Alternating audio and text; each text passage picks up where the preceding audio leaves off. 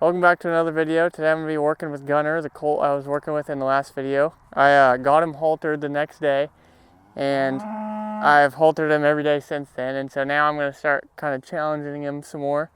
I'm going to kind of explain how it's been as I'm haltering him today, because I'm running a little short on time. But basically, he's been one of the easiest colts I've ever worked with so far. He just is taken to everything really good. 2 days ago I haltered him and he let me halter him like a normal horse. And then yesterday he was a little more fresh. It was real windy and cold, but today he seems really gentle. So yesterday I rubbed all over him. I can rub his butt now. I touched his hind legs with a stick and flag. So he's getting really gentle. But the thing is he's not really been challenged at all. And so I kind of need to start challenging him, because if you don't challenge these easy horses, then you just never really have to work through any adversity with them, because they take everything so easy, and they've never had to do anything that was hard to them. So you got to kind of find ways to make things hard for them so that you can work them through adversity, because if you don't, then you're going to get yourself in trouble when something hard pops up and they won't really be ready for it. So I'd rather them go through that now than when I'm on their back, and things could be a little more dangerous. So basically what I'm going to do first is just get him coming off the halter again, which he's already super light too. So first I want his hindquarters to disengage, and then I want his front end to disengage. Because when you're first halter breaking them, if you just go and pull straight on them, you can flip them over. And so I kind of just want him to unlock those hindquarters first, and then step over the front. And this just kind of gets them used to that pull, and to where they start learning that they can step off of that pressure. And then he's been really good at it, so I can kind of go in a straight line, and he's really good. So what I'm going to do now, so there he kind of got stuck, and then he comes off the pressure, so that's good. So before I move on, actually, it was kind of hard at first to get him to even come off of pressure, because he was so light just from the beginning. Like, he just never sat back on the halter, so I'd kind of have to set up moments for him to have to come off of it. So like getting him to stand there, he already wants to follow me, and then when I'm away from him, then pull on the halter and ask him to come with me, and there he goes. And then, so now what I'm going to do is I'm going to get a stick in that flag and work that with him a little bit. So like I said in the last video, they do have to get bothered if you want them to get any better. You kind of just got to work that threshold. And so yesterday I did a lot of this, and then touching him with it. See, he's a little scared of it at first, but then he's good with it. There's kind of a lot going on. We got cows, other people walking around, other horses.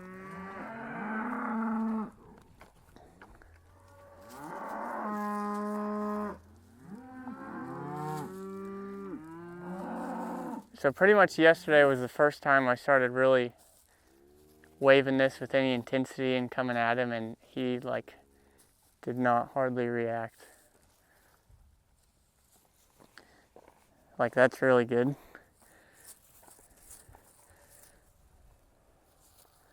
There he kind of jumped a little bit, and then he's fine with it.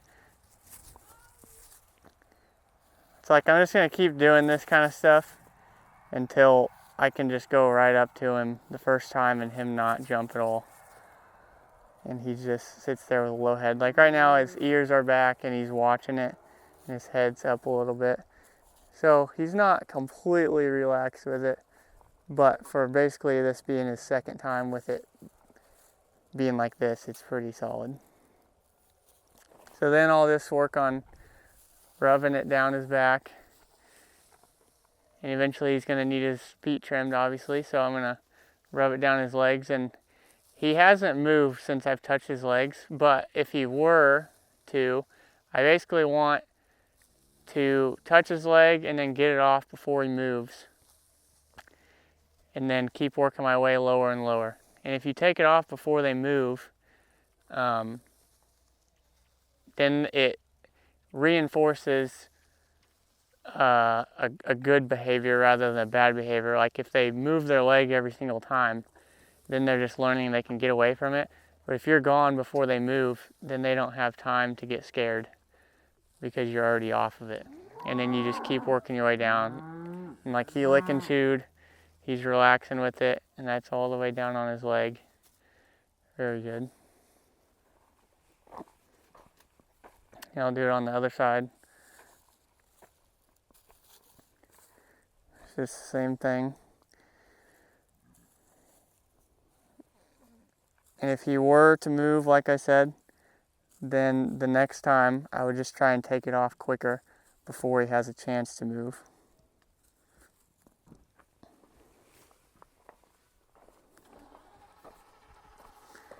And then I'll do the same thing on his front legs.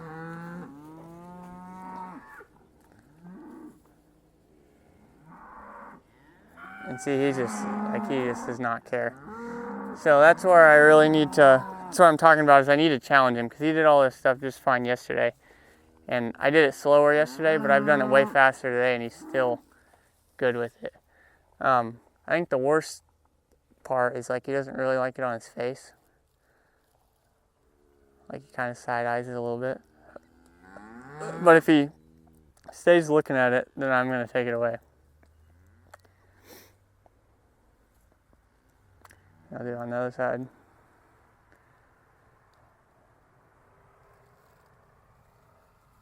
So you got curious to take it away.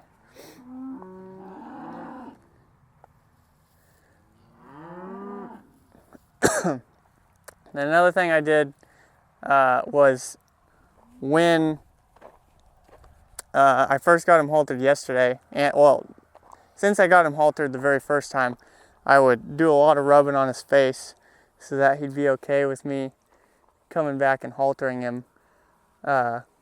If he would have been more difficult, then I would have left the halter on with a zip tie to where it could break if it got snagged on something, and that way I could just come clip a lead rope on it every day instead of having to re-catch him. And then I would practice haltering him then, but he's so easy that I just took the halter off and then I've re-haltered him every day. Today was the fastest I was able to catch him. Like he didn't walk off or run off or anything. He doesn't really like me touching his ears. That seems to be pretty much the only place he doesn't like so far that I've touched. So what I'm going to do is start to ask him to move around and yield off of the stick, and then I'll go back to touching him. Because if you just do confidence stuff all the time, you're not pushing him. And like I've been saying this whole time, is you got to push him. So I'm going to do first, I'm going to ask him to step off of it with his front end. So I'm going to come in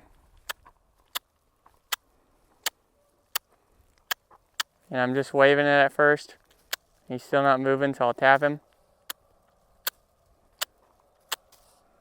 And he steps off, so I'll leave him be. Then since he kind of reacted, I'm going to rub him with it right after that.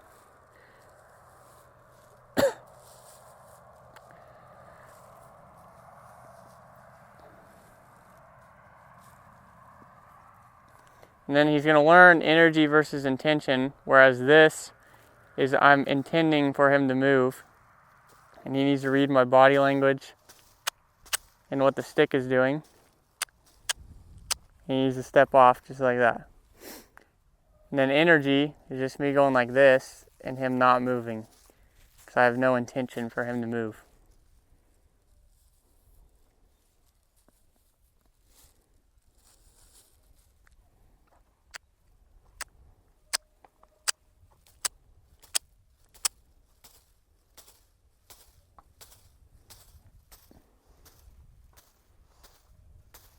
So he does get stuck when I'm asking him to move off.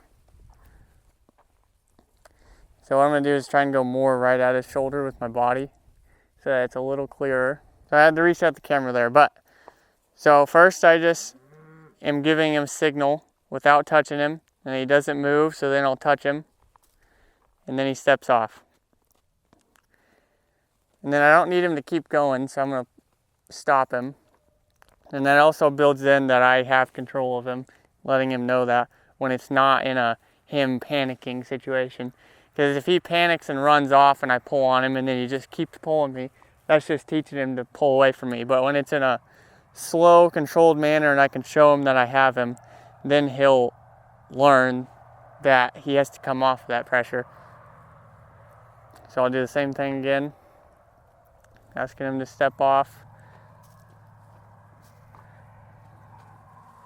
And if he goes backwards, I'll just kind of guide his nose. There, that's very good. So then I'm going to rub him. And if you watch my body language, I have no intention of him going anywhere. So he got a little nervous when I touched the inside of his leg there. That's fine.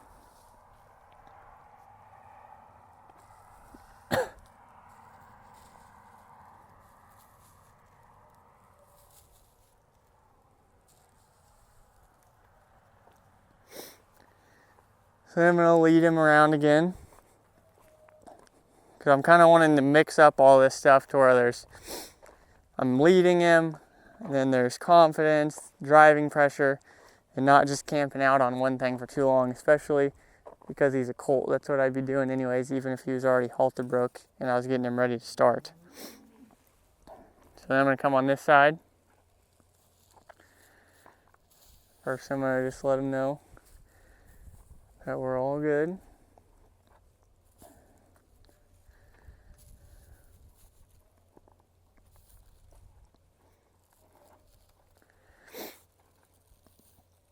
So then when I want him to step off, I'll first signal to him and then touch him. See there, he kind of wants to keep going. So he's going to learn that when I ask him to step off, I don't need him to leave. I just need him to take a step off, and then when my intention goes away, he can stop moving. So I'll try that again.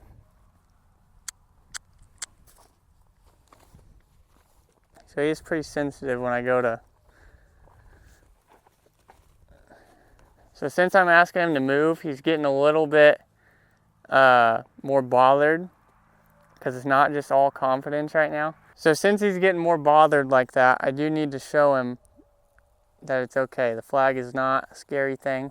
So I need to go back and reinforce that a lot after every time I have him step off, is that the flag is still his friend. And that all I'm doing is just asking him to step off, and he doesn't have to be scared of the flag.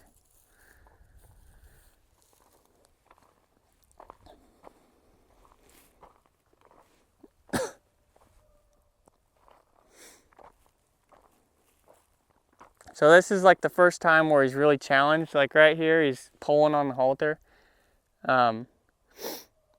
Yesterday he wasn't doing this, but I also wasn't challenging him with the flag and getting him to step off at all. So this is not really that surprising.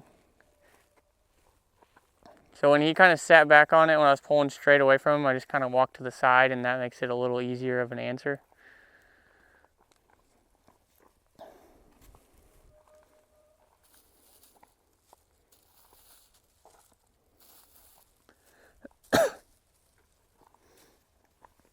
So I'm going to do that again since he got a little stuck on there. Good.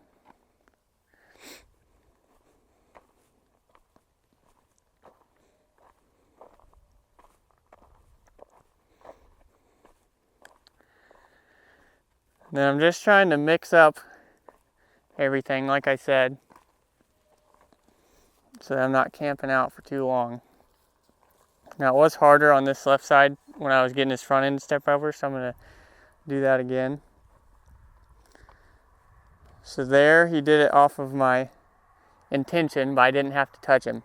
And so I'm going to just release right there without touching him because he stepped off. Like, that's the goal, is that I can just raise my intention and then he steps off. So I'll do it again. And there, he's not stepping off, so I'll touch him and he steps off. That was much more of a relaxed answer. He didn't like jump or get locked up and then jump sideways. But he does want me to, or he does want to keep facing me. So I'm going to come in here again, be on the side of him. And I'm going to ask him again.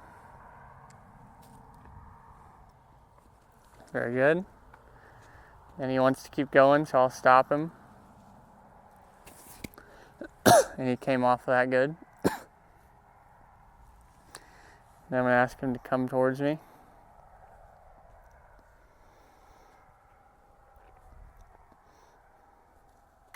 And since he's still in the beginning stages of the halter breaking, I'm not going to just keep pulling on him. Like, every little try, I'm going to release and then ask again. Another way of saying it would be like having a bunch of micro releases. So I'm going to ask him to step off the other way.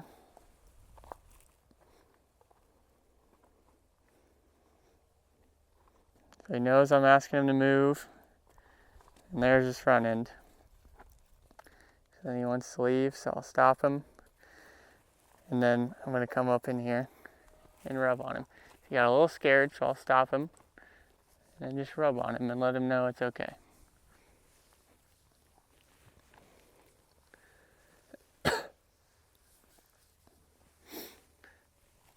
Now, if I wasn't challenging him, he wouldn't be trying to leave. Like, as I showed you in the beginning, without having him lunge around at all, I caught him, started using the flag, and he just stood here, didn't care at all. But then I'm starting to push him a little bit, so things are harder. And then now he gets a little more nervous and starts thinking about wanting to leave, and that's perfectly normal, and there's nothing wrong with that. It just gives me an opportunity to stop him in a controlled manner and practice my steady pressure yield. So I'm going to do every time he wants to face me is just ask him to step over again. He keeps wanting to face me, and he doesn't need to.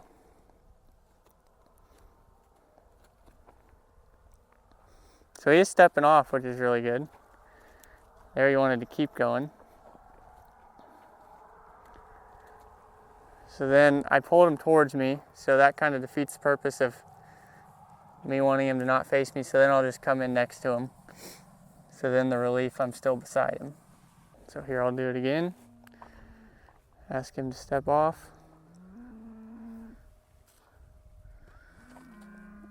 And he did. So we're good right there. He wanted to keep going. So I'll stop him. Then I'll come in here and rub on him. See, he wanted to leave again.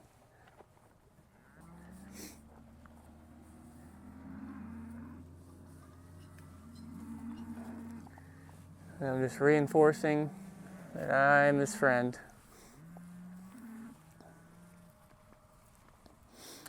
And so another thing I practiced yesterday, which I'll do here in a little bit, is exercise where I'll start away from him and then come up towards him kind of quickly and then pet him. And the goal is for him to not get anxious about it and for him to just stay relaxed. And so that'll get him used to people walking up to him fast and just approaching him just in general.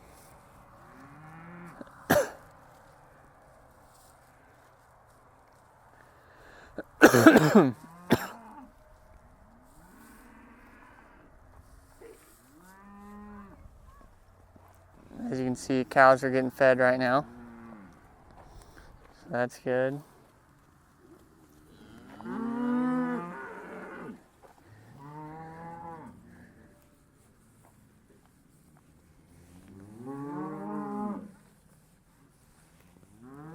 Now, even though it kind of sucks that he's more anxious, it really doesn't suck because I'm getting to practice things that I couldn't practice yesterday. Like right there, he tries to leave, and I get to stop him. Yesterday, he didn't try and leave at all,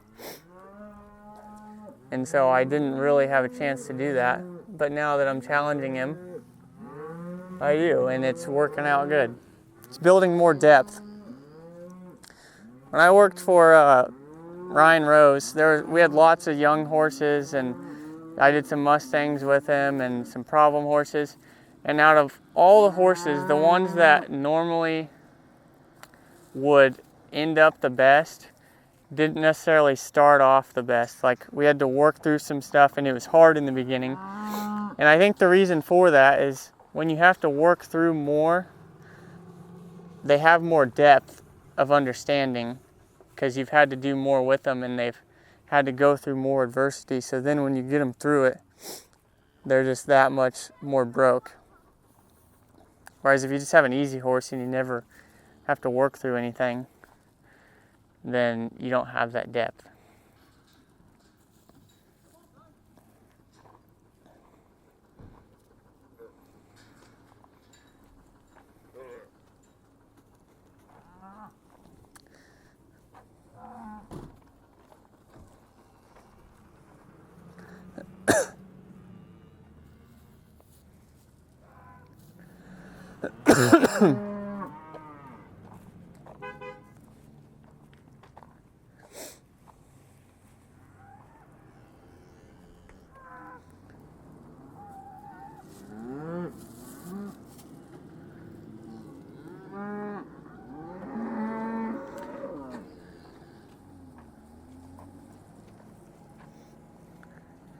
As you can see, he's a very quick learner.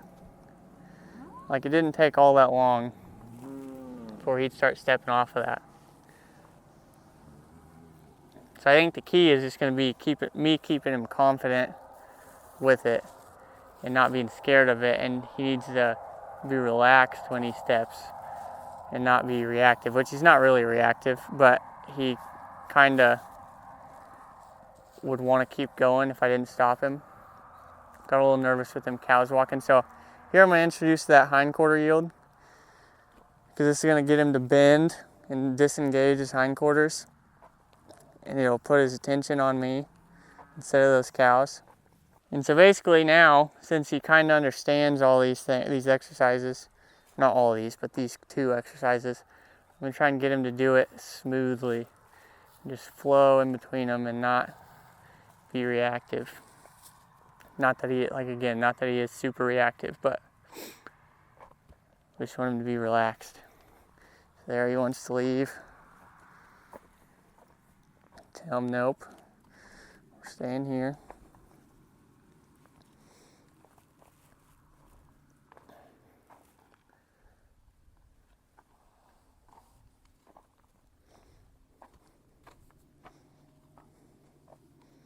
Very good. And then he didn't leave, he did face me, so that's an improvement. So I'll just step in here and pet him again.